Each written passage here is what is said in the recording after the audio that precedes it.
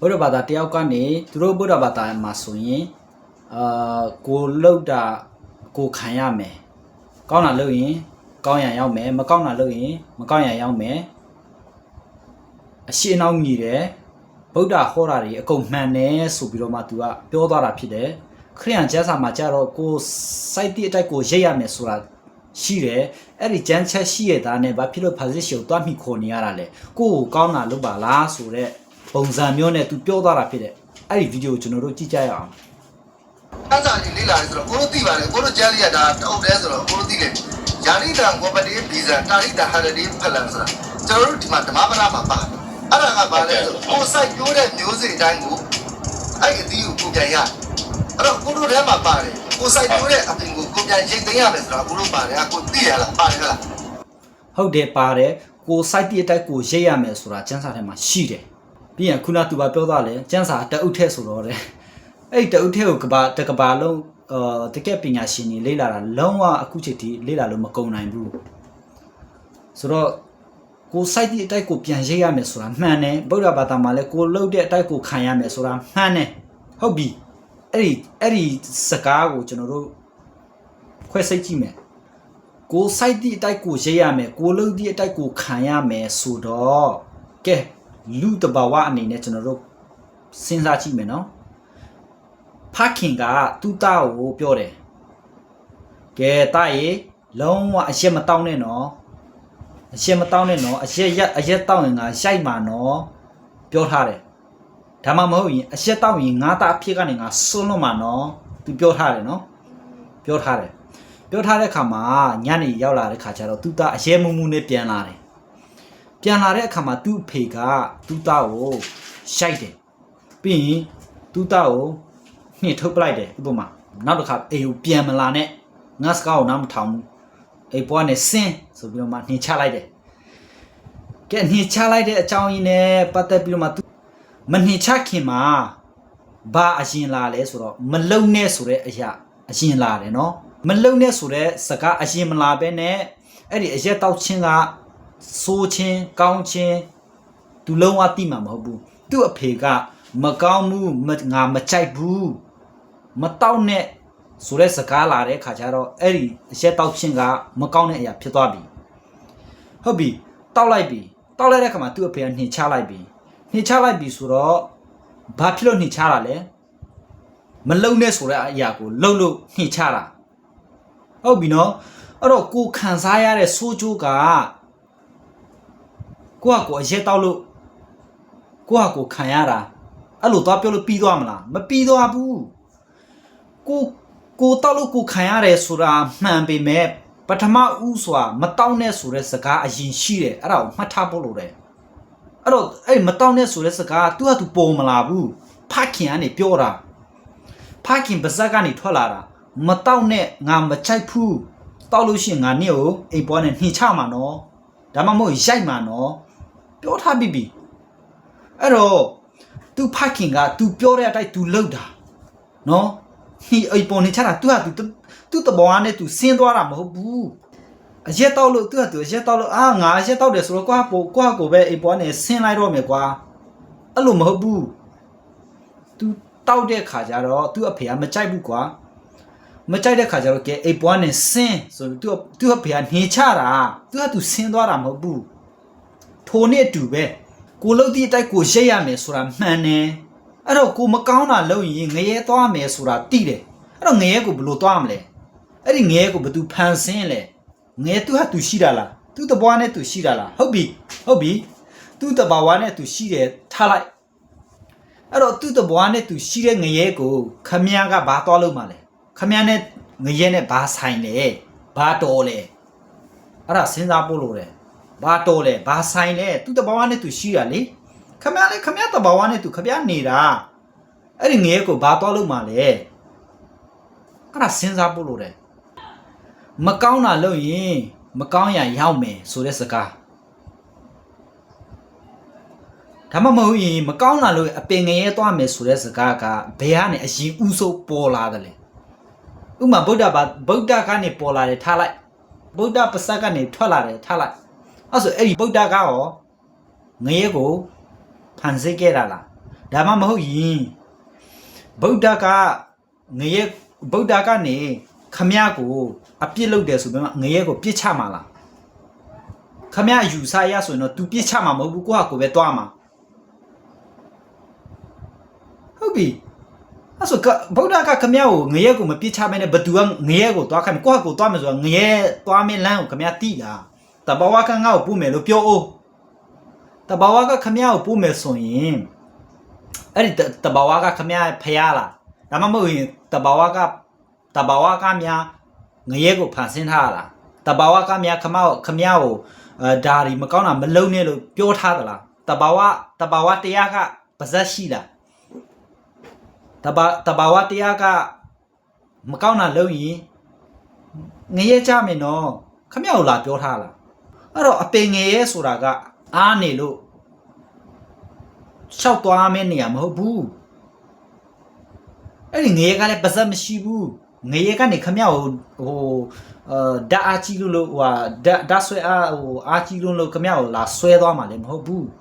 တဘာဝပို့မယ်လို့မပြောနဲ့တဘာဝခမရကိုမှားပြီးပို့เสียအကြောင်းမရှိဘူးတဘာဝတရားဆိုတာသူဟာသူနေတာသူဟာသူနေတဲ့အရာတဘာဝတရားလို့ခေါ်တယ်သူဟာသူနေတဲ့ဟာခမရကိုဘာဖြစ်လို့လာဆွဲပြီးတော့မှအပင်ငယ်ကိုပို့မှာလဲမပို့ပါဘူးတဘာဝတရားဆိုတာဘာမှမဟုတ်တဲ့အရာနော်သူဟာသူဖြစ်တဲ့အရာအလို့တဘာဝတရားလို့နာမည်မဲ့တာအဲ့တော့ခမရအပင်ငယ်ကသူဟာသူတဘာဝတရားနဲ့သူဟာသူနေတဲ့ဟာခမရလေခမရအေးစိနေတဲ့ဟာဘာလို့ငရဲကိုသွားမှာလဲစဉ်းစားဖို့လိုတယ်အဲ့ဒီတားဖြစ်သူကအိမ်ထဲကနေဆင်းသွားတယ်ဆိုတာသူဟာသူဆင်းသွားတာမဟုတ်ဘူးအဖေကညှင်ချတာဒါမှမဟုတ်အသားနာတယ်ဆိုတာသူအဖေရိုက်တာသူဟာသူနာသွားတာမဟုတ်ဘူးအဖေကရိုက်တာမလုံနဲ့ဆိုတာကိုလှုပ်လို့ရိုက်တာငရဲဆိုတာဖန်ဆင်းတဲ့ဖျားရှိတယ်ဟုတ်ပြီလားအဲ့ဒီငရဲကိုဖန်ဆင်းတဲ့ဖျားရှိတဲ့အတွက်ကြောင့်လည်းအဲ့ဒီဖျားကနေဒါရီမလုံနဲ့နော်မင်းတို့လို့ရင်မင်းနဲ့အပင်ငရဲသွားရမှာနော်ကိုဟာကိုသွားမှာမဟုတ်ဖျားကသွားခိုင်းမှာငါနေရမလားနဲ့မင်းတို့နဲ့ငါနဲ့မဆိုင်ဘူးငါစကားကိုနားမထောင်ဘူးအဲ့လိုဖះပြောမှာအဲ့လိုပြောလို့ဖះကအတားသမားပဲမတရားဘူးပြောမှာလားဖះသခင်ကအရင်ဦးဆုပ်ပါပြောလေအဲ့ဒါကိုတီးဖို့လို့တယ်မလုံနဲ့ဆိုတဲ့အရာကိုအရင်ပြောတယ်သဘောပေါက်လားမလုံနဲ့ဆိုတဲ့အရာကိုအရင်ပြောတယ်အခါမှာလုံလို့စကားနားမထောင်လို့အပြစ်ပေးတာမတရားဘူးလားရဲတွေကနေအရက်မတောင်းနဲ့စကားမများနဲ့လူမတတ်နဲ့ထောင်ကြမယ်အရင်ဦးဆိုဥပဒေမထုတ်ပေးဘူးလားဥပဒေထုတ်ပေးတယ်အဲ့ဒီဥပဒေကိုလိုက်မနာတဲ့အခါမှာထောင်ကြတော့ရဲတွေမတရားဘူးလို့သွားပြောလို့ရလားတရားဥပဒေပါဆိုမှတရားမှာပေါ့ဘာလို့မတရားမှာလဲစနထောင်မယ်ပါတယ်အဲ့တော့ဘာလဲဆိုရင်ဒီဥစ္စာဘာလို့ညှိုးတာလဲဆိုရင်ကိုလုံးတဲ့ကုသိုလ်အကုသိုလ်ရဲ့အကျိုးကိုကိုယ်ပဲပြန်ခံစားရတယ်ဆိုတဲ့သဘောကိုပြောတာအဲ့ဒီအကြောင်းတရားအကျိုးတရားကိုပြောပြလိုက်တယ်ကိုကောင်းတာလို့ရင်ကောင်းကျိုးရမယ်မကောင်းတာလို့ရင်မကောင်းကျိုးကိုခံစားမယ်ဆိုပြအဲ့ဒါကိုပြောတာမကောင်းတာလို့မကောင်းကျိုးခံစားရမယ်မှန်တယ်ခံစားရမယ်အကြောင်းရင်းကိုစဉ်းစားဖို့လိုတယ်ဘာမှအတိတ်ပဲမရှိဘဲနဲ့ကိုလို့တာကိုခံရမယ်ဆိုတဲ့စကားတစ်ခုတည်းနဲ့မလုံလောက်ဘူးဘလို့ခံရမလဲဘာကြောင့်ခံရမလဲဘသူကအပြစ်ပေးမှလဲခံရတယ်ဆိုတာအပြစ်ပေးတဲ့လူရှိလို့ခံရတာသဘောပေါက်လားအဲ့ဒီအတွက်ကြောင့်လေဗုဒ္ဓဘာသာဒီအကြောင်းအကျိုးနဲ့လေပတ်တရားတဲ့ဘာသာအဆုံးထိသွားတယ်ရာသာတို့မှာကကိုစိုက်တိုးတဲ့အပြင်ကိုပြန်ရိတ်သိမ်းရမယ်လို့ပြောထားပြီးတော့ကိုလုံးတဲ့ကုသိုလ်အကုသိုလ်ကိုယ်တိုင်ခံရမယ်လို့ကျမ်းစာထဲမှာညွှန်ထားပြီးတော့ကိုလုံးတဲ့ကုသိုလ်အကုသိုလ်မှန်တယ်လို့ဒီဘုရားသခင်ကိုယုံလိုက်ကြတဲ့ဒီဘုရားသခင်ကခံပေးသွားတယ်ဆိုရင်ဘာသာရေးတစ်ခုထူထောင်တဲ့နေရာမှာရှင်းစကားနောက်စကားမညီလို့မရဘူးဟုတ်ပြီကိုစိုက်တဲ့အတိုက်ကိုရိတ်ရမယ်ဆိုတာရှိရတာနဲ့ဒီဖန်ဆင်းရှင်ကိုတွားပြီးယုံလိုက်တဲ့အခါမှာအဲ့ဒီအတွက်ကိုစားခံပေးသွားတယ်ဆိုတာရှင်းတော့မညီဘူးတဲ့ပြန်ပြောမယ်ခုနကျွန်တော်ပြောပြီးသွားတဲ့ဟာဖခင်ကသူ့တောက်ရိုက်တယ်ကွာညှိချပလိုက်တယ်ကွာဒါပေမဲ့ဖခင်အနေနဲ့သူ့တောက်ကိုချစ်တာပေါ့ကိုတောက်ကိုချစ်တာပေါ့အဲ့တော့ချစ်တဲ့ခါကျတော့သူ့တာဘလောက်ပဲဆိုးကွာအရဲပဲတောက်သူ့စကားပဲနားမထောင်နေ သူကနေသူ့တောက်ချစ်တယ်ချစ်တဲ့ခါကျတော့သူ့တောက်ကိုပြန်သွားခေါ်တယ်ကြတာရေငါမင်းကိုပြောပြီးပြီမလုံနဲ့လုံရိုက်မယ်ညှိချမယ်လို့ပြောပြီးပြီပြောတဲ့အတိုင်းငါလုတ်ကိုလို့ရမယ်ဒါပေမဲ့မင်းကိုညှိချတော့ညှိချပါတယ်ဒါပေမဲ့ငါအနေနဲ့ငါတောက်ငါချစ်တယ်ငါမင်းကိုချစ်တဲ့အတွက်ကြောင့်မလို့ကဲပြန်လာခဲ့နော်ငါ့အိမ်ကိုပြန်လာခဲ့မင်းကငါသားဖြစ်တယ်နော်အဲ့လိုမျိုးကောင်းမွန်သူ့တောက်ကိုပြန်ခေါ်တဲ့အခါမှာသူ့သားသူ့အိမ်ကိုမလာသိဘူးလား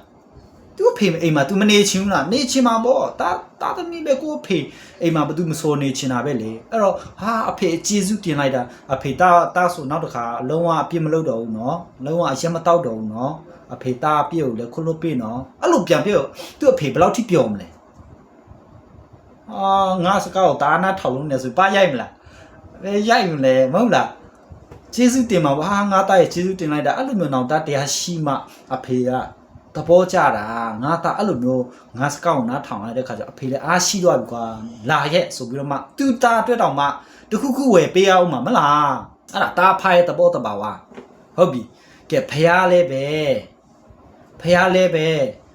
ကိုအပြစ်ကြောင့်မင်းတို့ပင်ငယ်ရသွားရမယ်လို့ပြောထားပြီးဂရိပေးထားပြီးမင်းတို့တေမျိုးဖြစ်မယ်နော်ပြောထားပြီးအဲ့တော့အခုလူတွေကတေမျိုးဖြစ်လာပြီကဲဇာတိဒီခန္ဓာတေတက်လာပြီတေတက်လာတဲ့အခါမှာဝိညာဉ်ကဘယ်ကိုသွားမလဲဆိုတော့အပေကိုသွားမယ်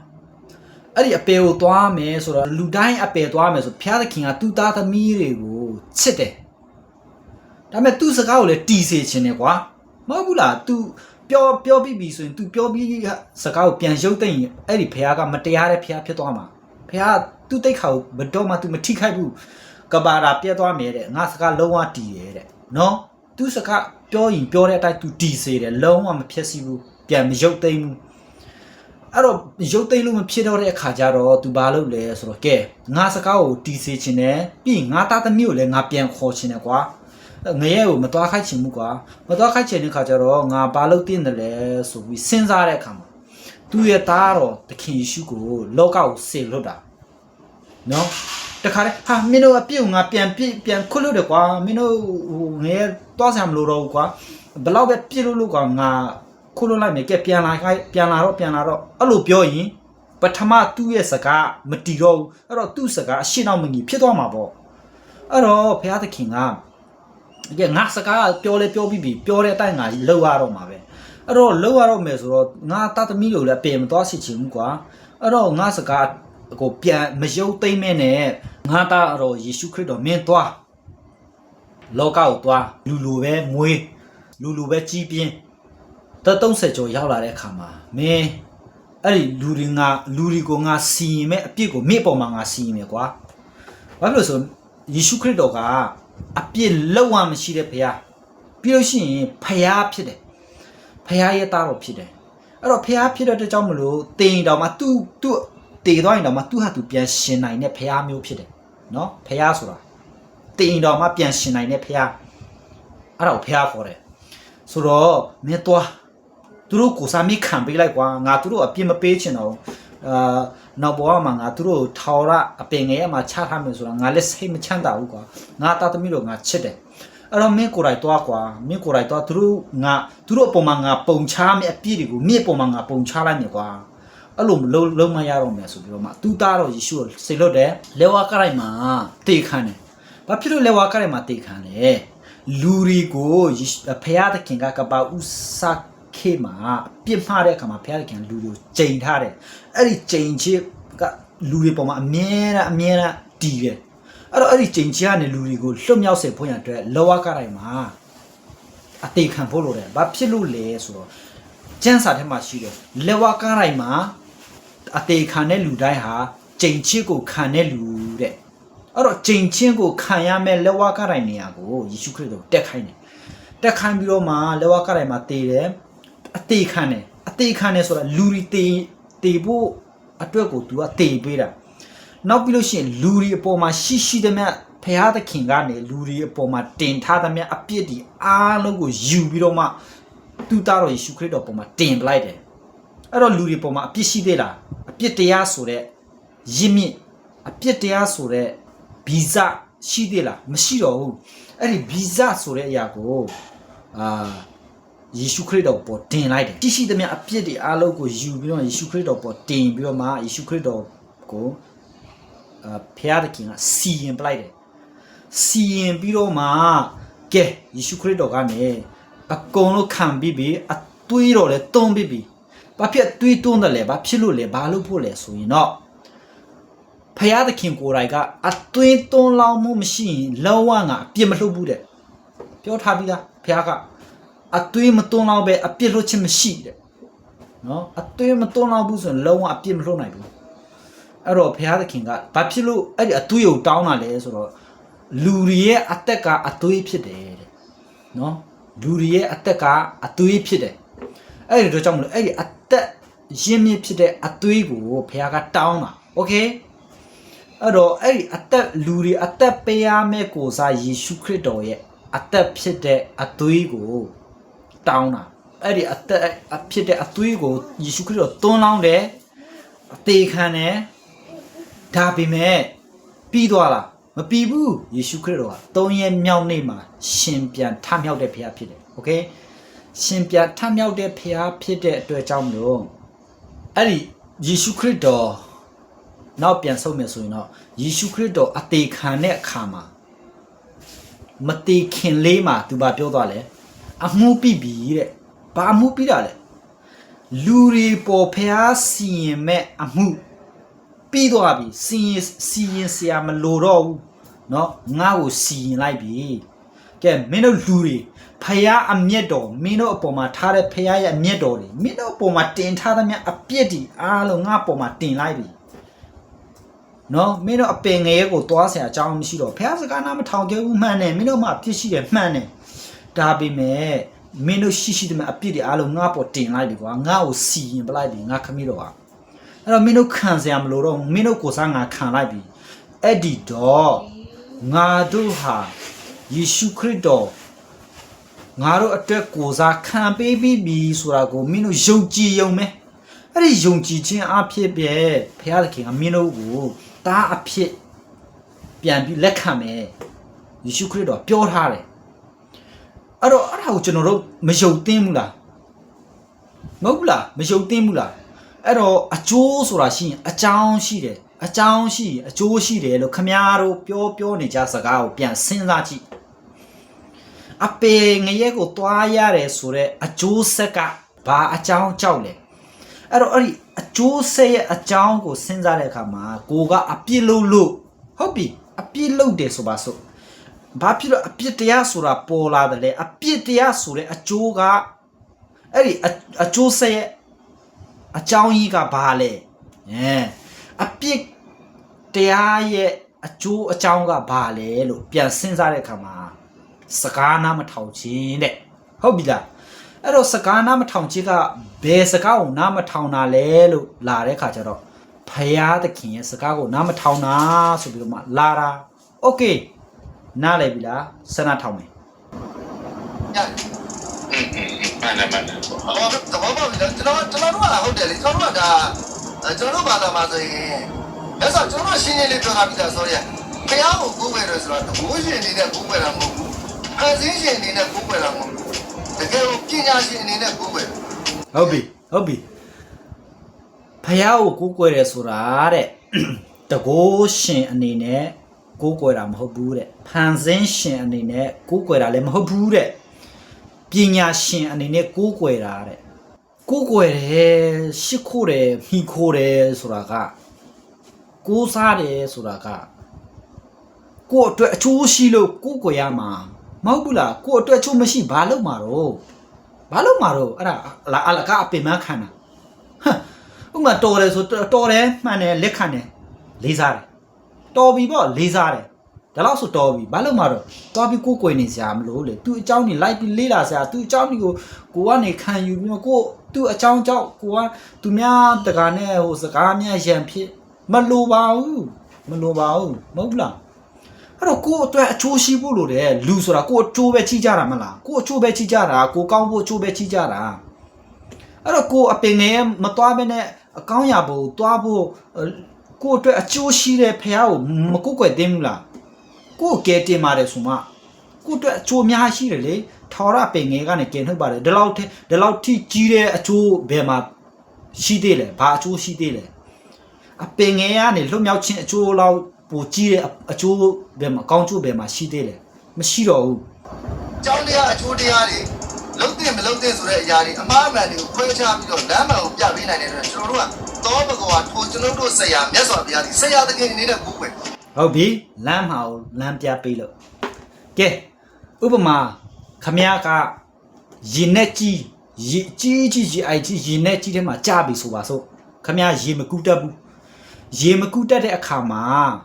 ခမည်းကအသက်ရှူကျက်နေပြီရေထဲပြုတ်ကြတော့မှတေလူနီးပါဖြစ်တော့မှ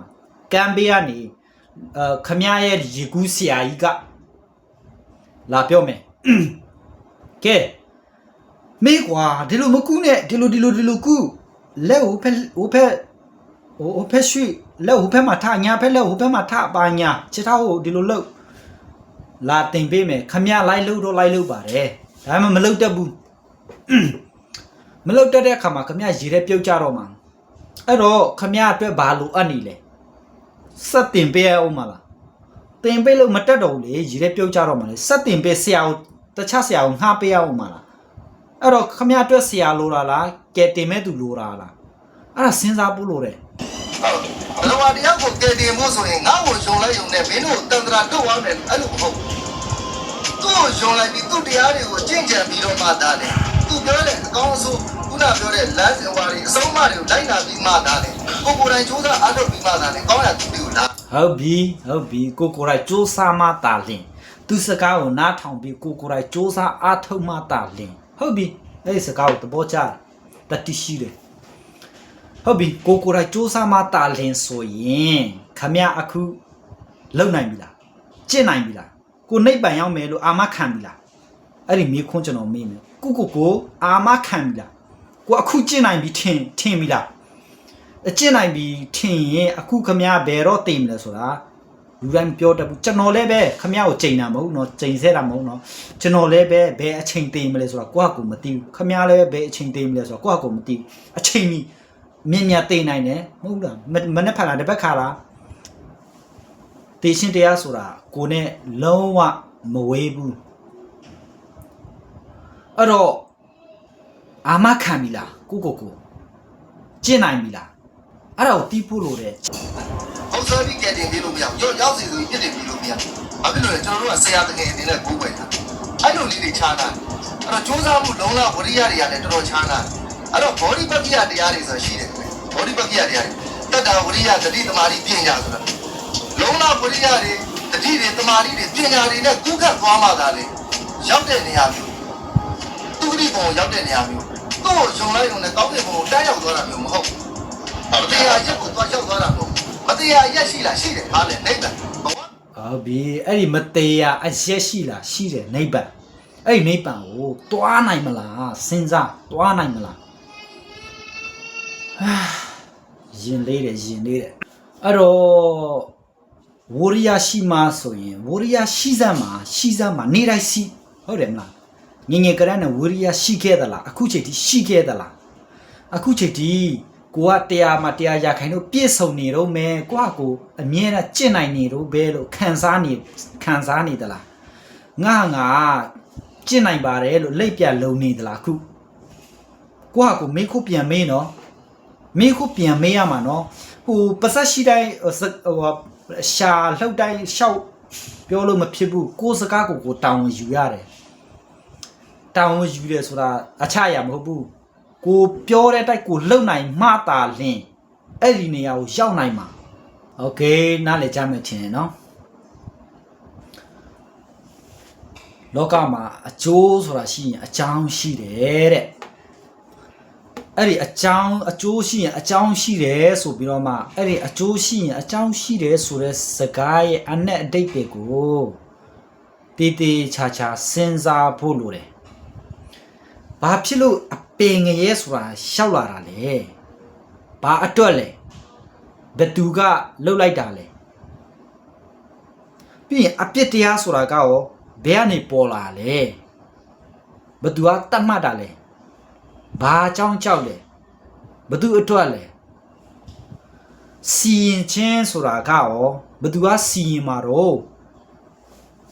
အပေသွားတယ်ဆိုတာစီရင်တဲ့လူရှိတော့အပေသွားတာလေကိုကကိုတဘာဝတိုက်ဒုံဆိုပြီးသွားတာမှမဟုတ်တာအတိတ်ပဲမရှိတာကာသူကသူမပွားနေဖုံးဆိုပြီးပြုတ်ချပြီးတော့မှလူတွေတက်စီပြီးတော့မောင်းသွားတာမဟုတ်ဘူး company ဆိုတာရှိတယ်အဲ့ဒီ company လို့ပို့ကုန်ကျန်းရှိတယ်ကုန်ချောရှိတယ်သူကသူဓာတ်ဆွဲအားနဲ့ဟိုဓာတ်ဆွဲအားနဲ့ဟိုတန်လိုက်နဲ့သူကသူဓာတ်သွားလိုက်ပြီးတော့မှကိုကကိုကုန်ကျန်းလို့ကိုကကိုကုန်ချောလို့ပြင်ကားအနေနဲ့သူကသူပြန်ဖန်တီးပြီးလို့ရှိရင်လူတွေရှိမှဝုံဆိုပြီးရက်လာတာမဟုတ်ဘူးလူတွေကနေသူတို့လက်နဲ့ကုန်ကျန်းကိုသွားယူတယ်ကုန်ချောကိုလှုပ်တယ်အဲ့ဒီမှာလည်းပတ်စံအများကြီးကုန်ရသေးတယ်အချိန်အများကြီးကုန်တယ်အဲ့ဒီခါပြီးတဲ့နောက်ပိုင်းမှာကားဆိုတာဖြစ်လာတယ်အဲ့ဒီခါမှာလူတွေကပတ်စံရော့ဆိုပတ်စံပေးပြီးတော့မှစီးရတာသူကသူဝုန်းခနဲ့ဖြစ်လာတာမဟုတ်ဘူးဒါတော့ဒီလောက်ပါပဲကျေးဇူးတင်နေ